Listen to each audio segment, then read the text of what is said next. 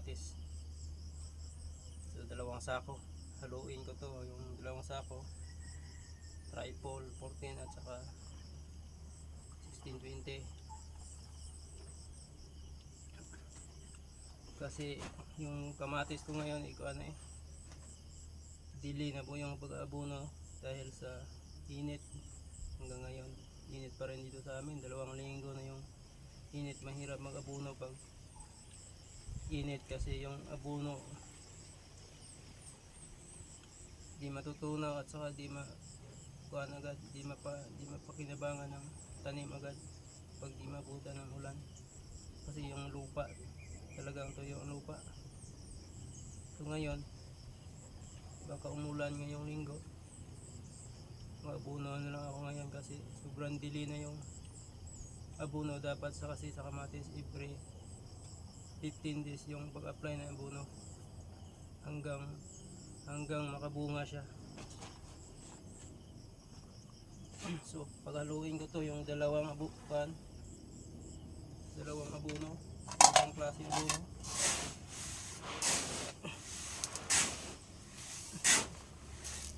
Mix para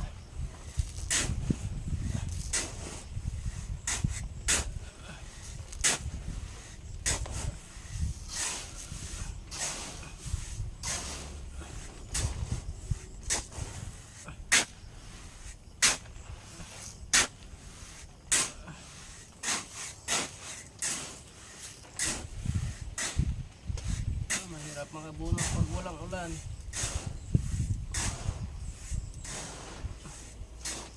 Maganda sa ibang lugar ngayon, araw-araw may ulan. Dito sa amin talagang hirap ang ulan. 2 linggo na hindi umuulan eh.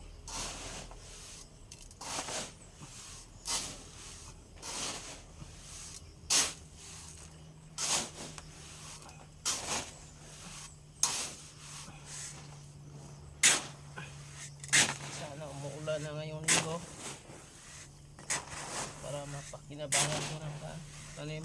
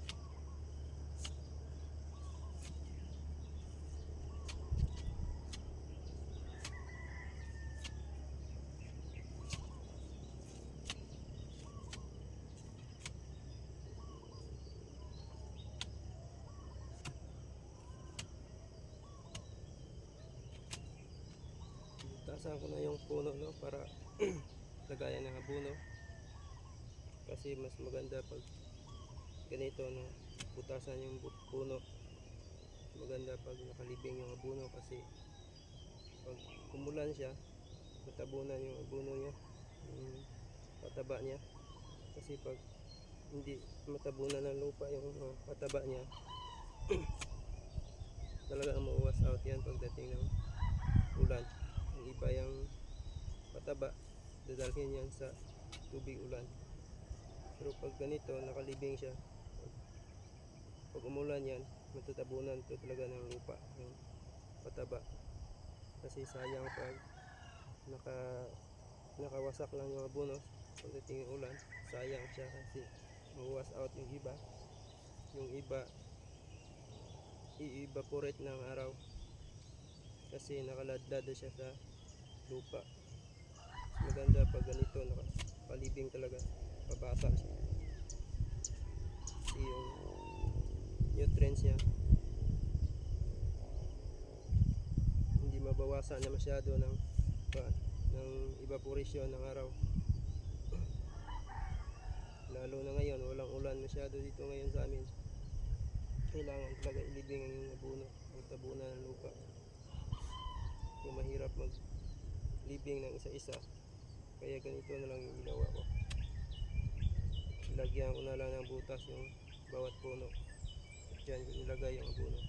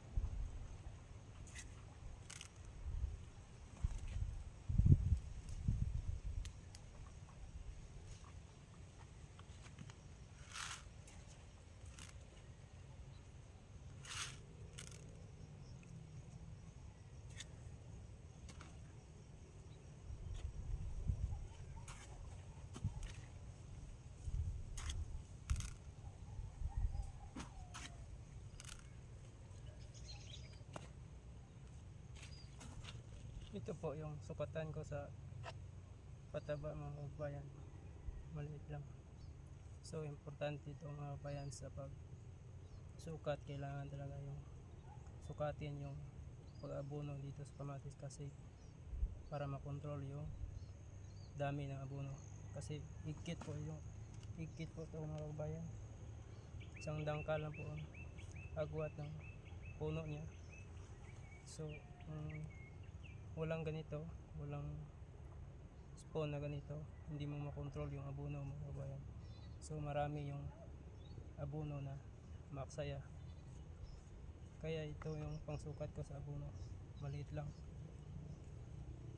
Isang ganito, isang puno mga kabayan.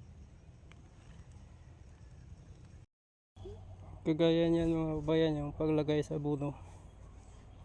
Yun ang binutasan ko, kaya lang butas ko kanina mababaw lang kasi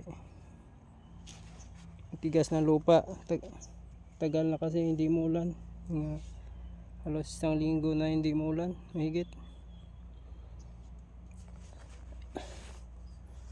Kasi pag hindi to matabunan, pag hindi muulan, pag hindi to matabunan sa kuan, kasi umuunlod to pa ilalim yung abono ma-absorb yan pa ilalim pag basa ang lupa. So pag hindi yan maulanan agad, maabutan pa ng ilang araw, nakababad sa init katulad dito. So mahirap makuha yan, hupas yan, gawa ng evaporate yan ng araw yung kuha niya, yung nutrients niya. Ang matira dyan kunti na lang. Yun ang problema pag hindi maulanan agad at hindi pa natabunan yung pataba, kasi yung matitira dyan nasa 40% na lang, kasi yung evaporate ng araw nasa 60% yan. Evaporate ng araw ang kuan, kasi higupin yan sa init, kasi matutunaw to sa init mga kabayan yung taba na yan. Pag hindi maulanan, mas maganda maulanan siya agad kasi ma-absorb to pa ilalim ng lupa. So lahat yan mapakinabangan ng halaman.